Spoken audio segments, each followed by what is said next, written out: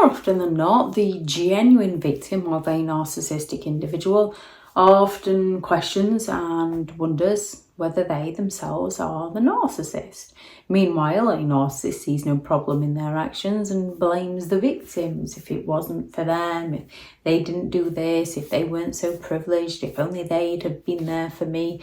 Narcissists go into that victim mindset and they stuck there. We can all go into that victim mindset, and we can all have been the victim of circumstances within our lives. However, as we're not responsible for how someone mistreats us, we are responsible for what we do with that.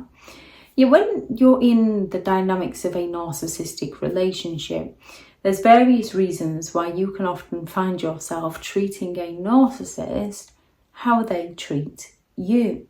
When you are trapped in that never-ending cycle of manipulation and abuse, it can often bring the worst out in you. As a result of being around a narcissistic individual, it can bring a side out in you that you don't like. We are all more than capable of acting in narcissistic ways. It doesn't make us all narcissistic people.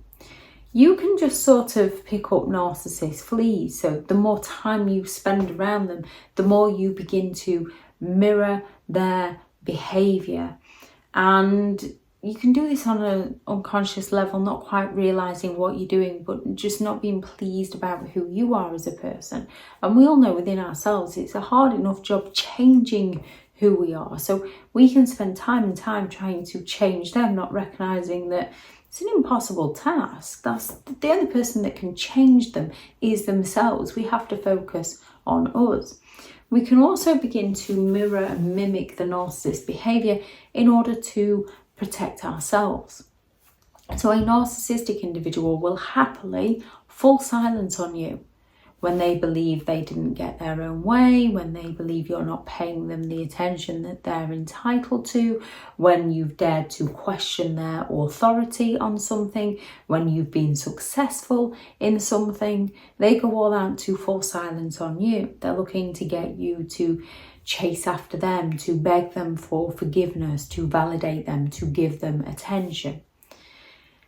When you're dealing with a narcissistic person who can be incredibly cruel and deceptive, secretive, hurtful, spiteful, when they stand there and humiliate you and criticise you, you can naturally shut down and not particularly want to communicate with them.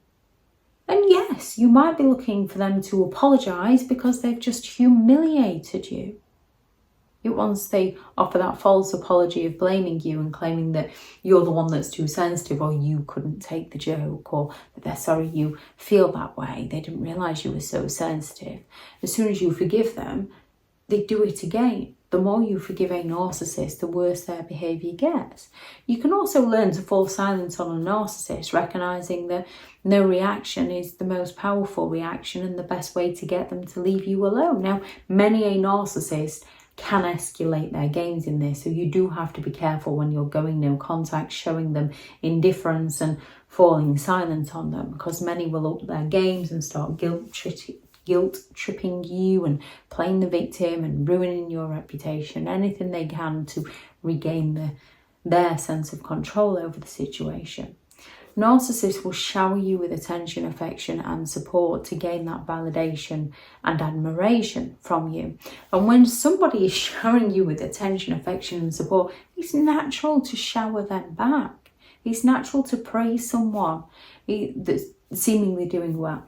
It's natural when someone's treating you well to be thankful and grateful and, wow, I can't believe you've done this for me. Thank you so much. Yet with a narcissist, when they believe they're not getting their needs met by you, they withhold attention, affection and support to punish you. Then you can sort of try and up your game to get that affection back that suddenly disappeared and change who you are to try and please them. However, it naturally will get you to a point where you've just had enough. When someone has just ignored you for 3 days, it gets you to the point where you don't want to be running to them and, hey, have you had a nice day? What have you been doing? Oh, thank you so much for doing this. You begin to withdraw from the situation, to which a narcissist sees you as the issue. With a narcissistic individual, they will happily gaslight you. They will tell you they said things they didn't, or they didn't say things that they did. They will provoke jealousy and then accuse you of being the one who is jealous. They will go all out to gaslight your reality. Yet when you're assertive, and when they're accusing you of something and you say, no, I haven't done that, they get offended and you wonder if you're the issue. Narcissistic individuals will happily use guilt trips in order to manipulate and exploit and get their needs met by you. They will happily say, if you've arranged to go out, well, what am I supposed to do? Oh, well, if they're more important to you than I am. Oh, I've just prepared this lovely dinner for us. I can't believe you're going out. Oh, I booked a surprise trip to the cinema and can't believe you're leaving me. So you feel bad. Or it can be your narcissistic parent that invites you over and then says, oh, I've just spent all this money on food and you're not going to come. Yeah, it's a last minute thing. Now, with a narcissistic individual, you can get to the point where you don't do things to get something in return. You do things because you care about them.